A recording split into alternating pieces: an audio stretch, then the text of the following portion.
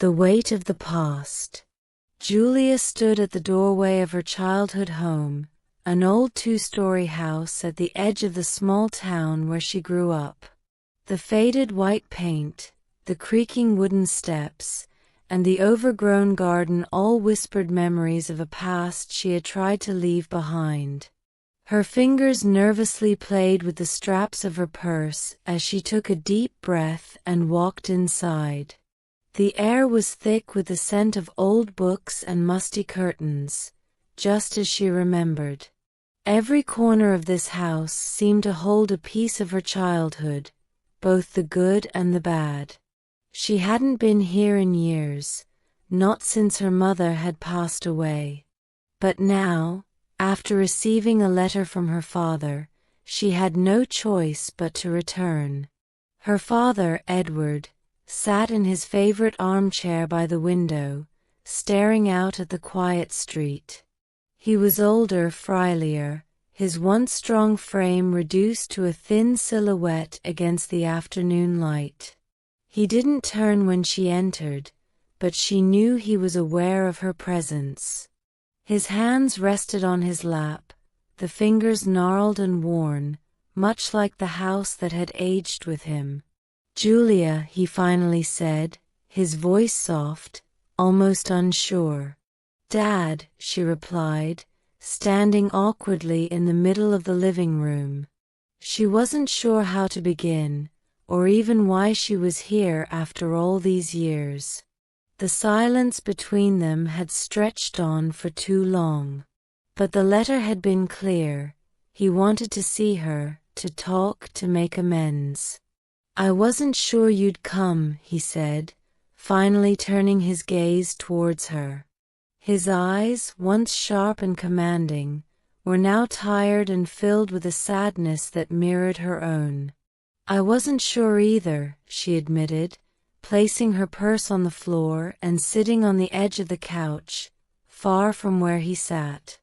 There was a distance between them that wasn't just physical, a gap created by years of misunderstandings, arguments, and a pain that neither had been willing to confront. The silence hung heavy between them again. Julia's eyes wandered around the room, landing on the family photos lining the shelves. She saw pictures of herself as a little girl, beaming with joy, standing between her parents. There was one photo in particular that caught her eye, a family vacation to the beach. She was around 10 years old, holding her mother's hand while her father stood a little distance away, his face serious, even in that happy moment. That was how she remembered him, always distant, always more focused on his career and reputation than his family. He had been a strict, authoritative figure in her life, never showing much warmth or affection. Her mother had been the glue that held them together, the one who balanced out her father's sternness with her gentle love. But when her mother passed away suddenly from an illness, everything fell apart. Julia had been 18 then, just about to leave for college. Her grief had been overwhelming, and instead of finding comfort in her father, she found only more distance. They fought often in those days, over her choices, her future, and her desire to leave the town and the memories behind. Eventually, the arguments became too much, and she left without looking back. "I've made mistakes," her father said suddenly, breaking the silence. His voice was shaky, vulnerable in a way she had never heard before. "I know I wasn't there for you the way I should have been. After your mother died, I didn't know how to be a father to you." Julia felt a lump form in her throat. Hearing him admit his shortcomings was something she had never expected. But it didn't erase the years of pain and resentment that had built up inside her. "I was angry," she said quietly, her voice trembling. "You shut me out when I needed you most. I felt like I lost both of you when Mom died. He nodded slowly, his eyes filling with regret. I know. I was hurting too, but I didn't know how to show it. I thought being strong meant not showing any emotion. But I see now that it only pushed you away. Tears welled up in Julia's eyes as she listened to him speak. For so long, she had blamed him for everything: her mother's death, the broken family, her own struggles to connect with people. But hearing him now, she realized that he had been hurting just as much as she had. He had been carrying the weight of his own grief and guilt, just as she had been carrying hers. I don't know if I can forgive you, she said, her voice barely above a whisper.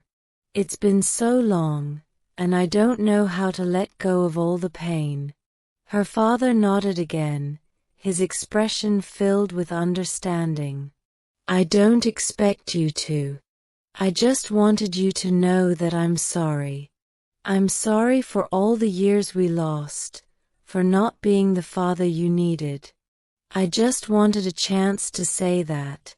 The room was quiet again, but this time, the silence didn't feel as heavy. It was as if the words they had both been holding on to for so long had finally been released, lifting some of the burden from their hearts. Julia wiped away a tear and looked at her father. He seemed smaller than she remembered, more fragile, and she realized that he didn't have much time left.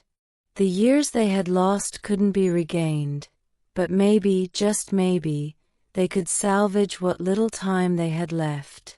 I don't know what happens next, she said, her voice steadier now. But I'm willing to try. I'm willing to see if we can find a way to move forward. A faint smile appeared on her father's face, the first she had seen in years. That's all I can ask for. They sat there in the quiet house, the shadows of the past still present but no longer suffocating. It would take time, and it wouldn't be easy, but for the first time in years, Julia felt like maybe, just maybe, they could find a way to heal.